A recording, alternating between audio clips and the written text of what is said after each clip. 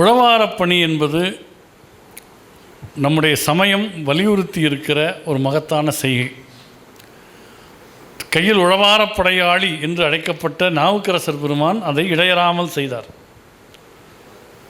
ஆலயங்கள் தோறும் சென்று அந்த ஆலயத்தை தூய்மைப்படுத்தணும். ஏன்னா இன்றைக்கு இருக்கக்கூடிய ஜனநாயக அமைப்பில் ஆலயங்களை பக்தர்கள் இன்னும் ஈடுபாட்டோடு பார்த்தால்தான் ஆலயங்கள் நீண்ட காலம் நன்றாக இருக்குங்கிற ஒரு சூழ்நிலை உலகம் முழுக்க இருக்குது. புலர்வதன் முன் அழகிட்டு மெழுகுமிட்டு பூமாலை புனைந்தேத்தி புகழ்ந்து பாடி தலையார கும்பிட்டு கூத்துமாடின்னு நாவுக்கரசர் பெருமான் சொல்லுகிறார். எனவே நாம் ஆலயத்தில் போய் முதல் விஷயம் குப்பை போடாமல் இருக்கணும். நம்ம போயிட்டு வந்தால் மற்றவங்க தூய்மை செய்கிற அளவுக்கு வச்சிருக்கக்கூடாது. ரெண்டாவது, நம்மால் இயன்ற தூய்மை செய்யும் பணிகளை தனியாகவோ குடும்பமாகவோ குழுவாகவோ செய்வது இறைவனுக்கு நாம் செய்கிற மிகப்பெரிய நன்றி கடப்பாடு. தென்காசி கோயிலில் கட்டிய அரசன் அதில் ஒரு கல்வெட்டு வைத்திருக்கிறான்.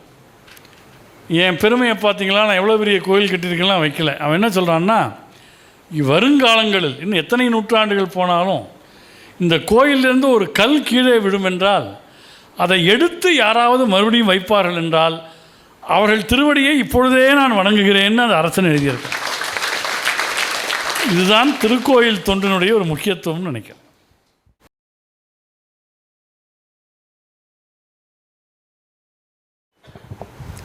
சார், ஒரு கவிதை உலகத்திலே வாழ்ந்த மாதிரி இருந்துச்சு.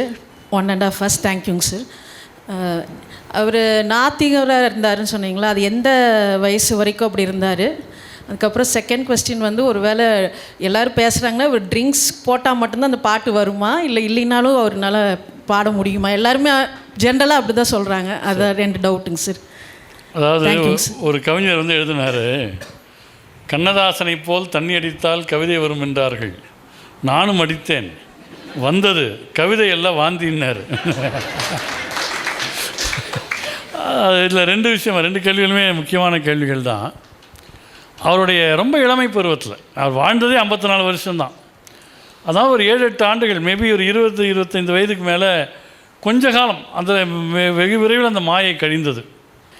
இன்னொன்று, அவருடைய குடும்பத்தினர்கள் ரொம்ப தெளிவாக பதிவு செய்கிறார்கள், பகல் பொழுதில் குடிக்கிறவர் அல்ல கண்ணதாசன், வேலை பார்க்கிற போது குடிப்பவர் அல்ல கண்ணதாசன். அது அதே மருந்துன்னு தான் சொல்லுவாராம். எல்லா வேலைகளையும் முடித்து விட்டு இரவு ஒரு 10 மணிக்கு மேல் கொஞ்சமாக மது எடுத்து நிறைய தண்ணீர் கலந்து, நான் சொல்ல பார்த்தா சொந்த அனுபவம் நினைக்கப்படாது, இது அவரை பற்றி நான் படித்தது, நான் இதற்கு வாழ்க்கையில் குடித்ததே கிடையாது.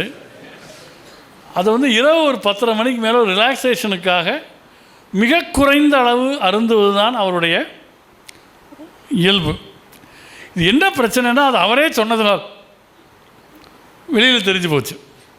மற்ற பழைய கவிஞர்கள் நிறைய பேருக்கு நிறைய பழக்கங்கள் இருந்தது, யாரும் சொல்லலை. இவர் என் வாழ்க்கை திறந்த ஏடுன்னு சொல்லிட்டார், அதுதான் விஷயம். மற்றபடி அவர் குடிக்கு அடிமையானவர் அல்ல.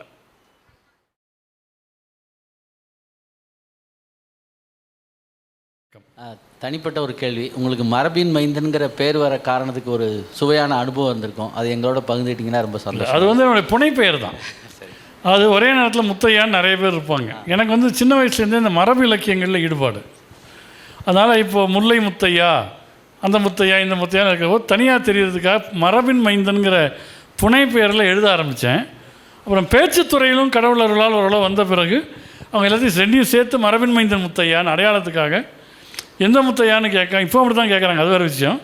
இருந்தாலும் மரபின் மைந்தன் முத்தையா என்பது ஒரு தனி அடையாளமாக அமைந்து விட்டது. மரபு இலக்கியங்களில் இருக்கிற ஈடுபாடும் மரபு கவிதைகள் எழுதுவதில் எனக்கு இருக்கிற ஈடுபாடும் தான் காரணம்.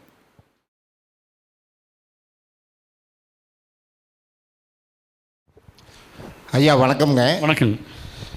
கண்ணதாசன் வந்து இந்து மதத்தை சார்ந்து அதிக காவியங்களை படைத்தார், பிற மதங்களை சார்ந்தும் எழுதினாரா? அதான் அந்த கலைக்காவிரி குழு சேர்த்து கேட்டுக்கொண்டதனால் இயேசு காவியம் எழுதினார். அப்புறம் இஸ்லாம் பற்றி எழுதலான்னு ஆரம்பித்தார். இஸ்லாமியர்களுக்கு தடை தெரிவித்தார்கள், ஒரு பிறப்பில் இஸ்லாமியர் இல்லாதவர்கள் அது பண்ணக்கூடாதுன்னு. அதனால் அந்த முயற்சியை தான் கைவிட்டதாக அவரே சொந்த செலவில் ஒரு விளம்பரம் கொடுத்தார்.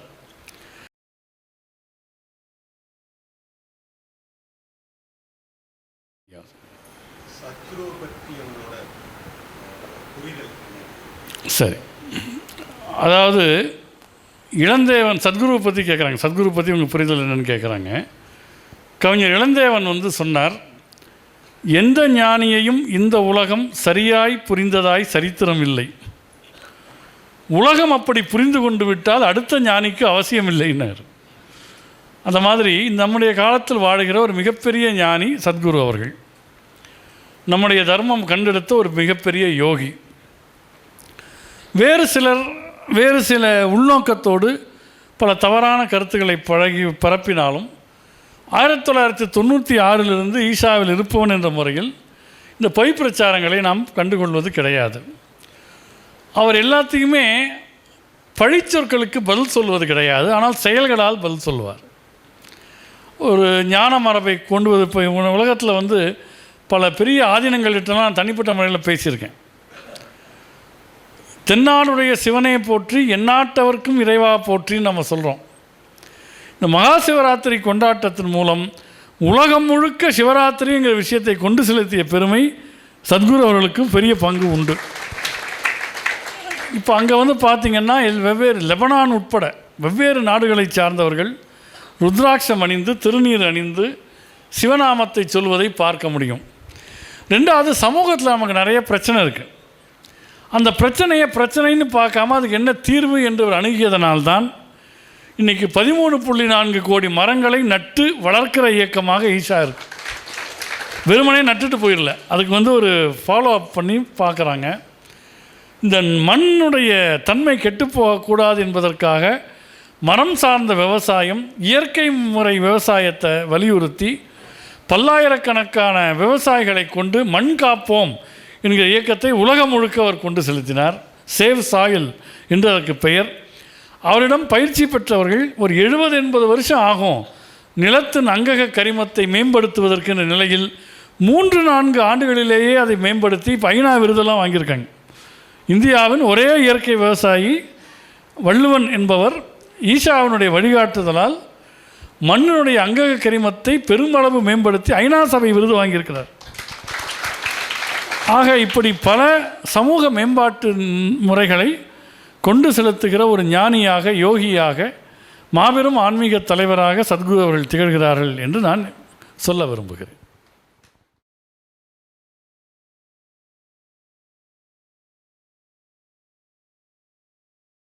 அவங்க என்ன கேட்குறாங்கன்னா, இளைஞர்களுக்கு நீங்கள் தரக்கூடிய வாழ்க்கை லைஃப் அட்வைஸ் என்னன்னு கேட்குறாங்க. எதுலேயும் ஈடுபாடு இருக்கணும். இந்த காலத்து பிள்ளைங்களுக்கு எதுலேயும் ஈடுபாடு இல்லை, குடும்பத்தில் கூட இல்லை. எல்லாத்தையும் சோ வாட்டுன்னு கேட்டு போகுது. சித்தப்பா வந்திருக்கார், சோ வாட். இப்போ எல்லாத்துக்கும் ஒரே வார்த்தை தான், அங்கிள் ஆண்டி. அது சித்தப்பாவா, தாய் மாமாவா, பெரியப்பாவா, அத்தை வழி மாமாவா, ஒன்றும் தெரியுதில்லை. நம்ம நாட்டில் உறவு முறைகள் வைத்து அழைப்பதே முதல்ல பழக்கத்துக்கு கொண்டு வரணும். இந்த வீட்டில் இந்த மம்மி டாடியை விட்டு அப்பா அம்மானு கூப்பிட ஆரம்பிக்கிறதே முதல் படி. அதில் ஆரம்பிக்கணும்.